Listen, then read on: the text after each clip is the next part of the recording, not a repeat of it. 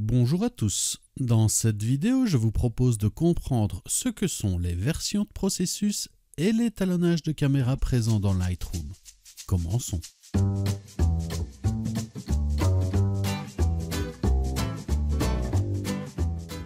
Comme je vous l'ai déjà expliqué plusieurs fois dans différentes vidéos, un fichier RAW n'est pas un fichier image.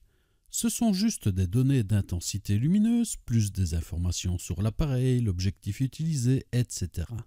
Lorsque Lightroom nous montre une image provenant d'un RAW comme celui-ci, il doit interpréter le fichier afin de construire l'image que nous voyons. Ceci est réalisé à l'aide de différents algorithmes propres à chaque éditeur de logiciel. Et donc, une image interprétée à partir d'un RAW varie sensiblement d'un logiciel à l'autre. Sous Lightroom, les algorithmes utilisés sont repris sous le nom de versions de processus. On les trouve dans le panneau étalonnage du module développement. Voyez que j'ai ici une liste déroulante me permettant de choisir entre 4 versions de processus. Ces processus évoluent au cours du temps et actuellement Lightroom en est à la 4e version. Les processus anciens sont conservés pour raison de compatibilité avec les anciens fichiers ou pour les gens préférant un ancien processus de traitement. En général, on souhaite toujours travailler avec la dernière version de processus car c'est celle qui est censée être la plus aboutie. Elle gère de nouvelles possibilités de traitement inexistantes dans les versions précédentes. Regardons cela concrètement sur cette image. Je vais changer la version de processus et choisir la plus ancienne. Observez l'histogramme et voyez que lorsque je choisis le processus V1, cela influe déjà sur l'histogramme et donc l'image que Lightroom me propose. Si maintenant je vais dans le panneau Réglages de base, je constate que mes réglettes sont différentes de celles présentes sur la dernière version. Je ne vois par exemple pas haute lumière et ombre. Je vois par contre récupération et lumière d'appoint. Je vois aussi que je n'ai pas accès à ma réglette correction du voile. Bref, travailler avec un ancien profil ne me permet pas de traiter ma photo de la même façon. Observons cela. Je vais ici pousser récupération et lumière d'appoint à plus 100. Maintenant, je vais créer une copie virtuelle de cette image. Je la réinitialise et comme vous le voyez, le processus repasse en version 4. Je vais dans Réglages de base et je récupère mes hautes lumières et mes ombres en plaçant les curseurs aux extrémités. Si j'observe maintenant mes deux images côte à côte, on voit que le traitement est bien différent. Le processus version 4 gère bien mieux les ombres et hautes lumières que la version 1. De plus, le processus version 4 me donne accès à bien plus de possibilités de traitement comme par exemple la correction du voile, les masques de gamme, etc. Voyez ici comme le filtre gradué me donne bien plus de possibilités en version 4 qu'en version 1. Bref, on a toujours intérêt à travailler avec la dernière version de processus. Lorsque l'on travaille sur une version plus ancienne, en plus des réglettes et fonctions qui sont inaccessibles ou différentes, une petite icône en forme d'éclair sous l'histogramme m'indique que je n'utilise pas la version la plus récente du processus. En cliquant sur l'éclair, j'ai la possibilité de mettre à jour mon image vers le nouveau processus. Une fenêtre d'avertissement s'affiche m'indiquant que mon image risque de subir un traitement qui sera fort différent de celui de la version précédente du processus utilisé. Si je clique sur Mettre à jour, je vois que l'icône éclair disparaît. Et si je vais dans Étalonnage, je vois bien que je suis en version 4. Si je retourne dans le panneau Réglages de base, je constate que Lightroom a appliqué à mes réglettes des valeurs de plus 1 en expo, moins 50 en haute lumière, plus 50 en ombre et moins 100 pour le point blanc. Tout ceci pour refléter plus ou moins les traitements effectués en V1. Malgré tout, si je compare avec le traitement que j'ai effectué en version 1, je constate que mon image a bien changé. En conclusion, voici ce que vous devez retenir de ces versions de processus. Si vous avez réalisé de beaux traitements à partir de très anciennes versions 1 ou 2 de processus, mettre à jour vos fichiers vers la version 4 peut fortement modifier l'apparence de votre image. Attendez-vous à recommencer votre traitement, même si c'est bien ce que vous comptiez faire en changeant de version. Si pour une raison quelconque vous souhaitez conserver l'ancienne version, faites par exemple une copie virtuelle avant d'appliquer un nouveau processus. La version 4 d'octobre 2017 n'apporte pas vraiment de changement quant à l'image obtenue par rapport à la version 3 qui date elle de 2012. Il faut dire que cette version 3 fait un travail remarquable. Vous ne devriez donc pas voir vos anciennes images modifiées lors du passage de V3 en V4, même si j'ai vu de rares personnes s'en plaindre sur des forums anglais. De mon côté, je n'ai rien remarqué. Par contre, vous bénéficiez avec la dernière version de nouvelles options de traitement comme par exemple les masques de gamme absents de la version 3.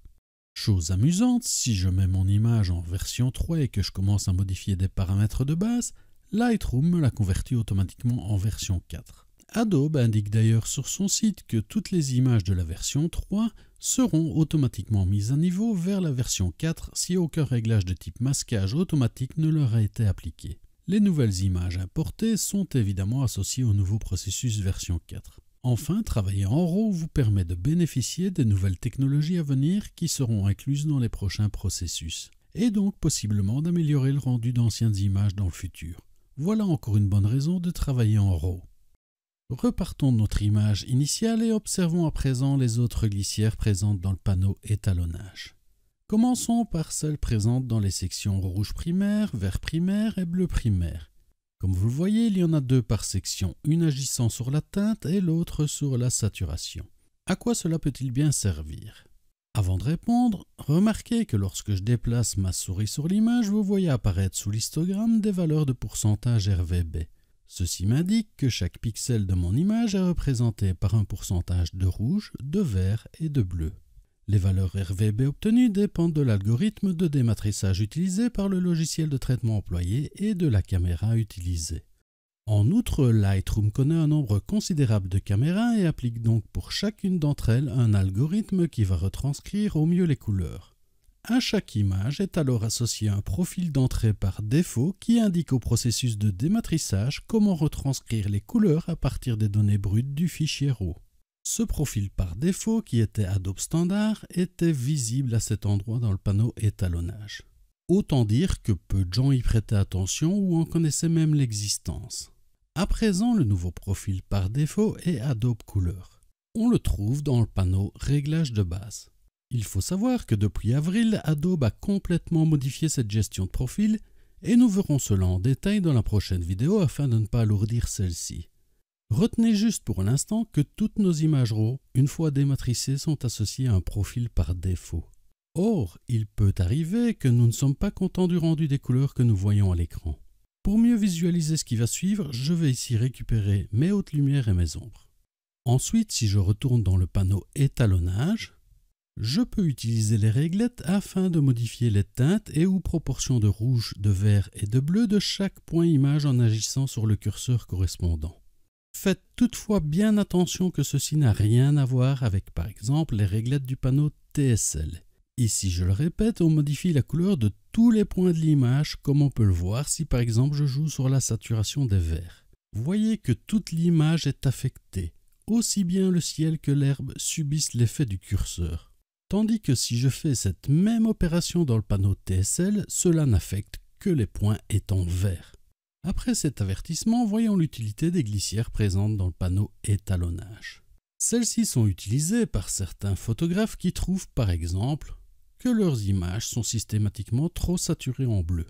Il suffit alors de légèrement désaturer le bleu, créer un paramètre prédéfini et l'appliquer aux images soit à l'importation, soit après. D'autres photographes aiment aussi traiter la saturation des couleurs via ces curseurs, plutôt que via les curseurs vibrants sous saturation du panneau réglage de base. Observons cette image et voyons comment faire ressortir le coucher de soleil à l'aide de vibrance et ou saturation. Maintenant, je crée une copie virtuelle, je réinitialise ces curseurs et je vais travailler à l'aide du panneau étalonnage. Pour cet exemple, je vais simplement modifier la saturation de mes trois couleurs primaires. Voyons ce que cela donne. Si on compare les deux traitements, il y a de subtiles différences. Il n'y a pas ici de recette magique, à vous de voir si une image peut bénéficier de ces curseurs. Quant à la glissière ombre, elle est là pour une autre raison. Il peut arriver que l'on observe des dominantes vertes ou magenta dans les ombres. Si c'est le cas et que par exemple votre image présente une dominante magenta dans les ombres, il suffit de glisser le curseur vers les verts afin d'annuler la dominante et inversement en cas de dominante verte. Personnellement, je dois bien vous avouer que je n'utilise jamais les glissières de ce module pour traiter mes images. Mais peut-être est-ce un tort. Si vous utilisez ces glissières, n'hésitez pas à le notifier dans les commentaires et expliquer le pourquoi. Dans la prochaine vidéo, nous allons parler en détail des profils et nous verrons que ce sont surtout eux qui vont nous permettre de facilement modifier le rendu d'un fichier RAW. Je vous donne donc rendez-vous bien vite pour vous expliquer tout cela. Merci et à bientôt.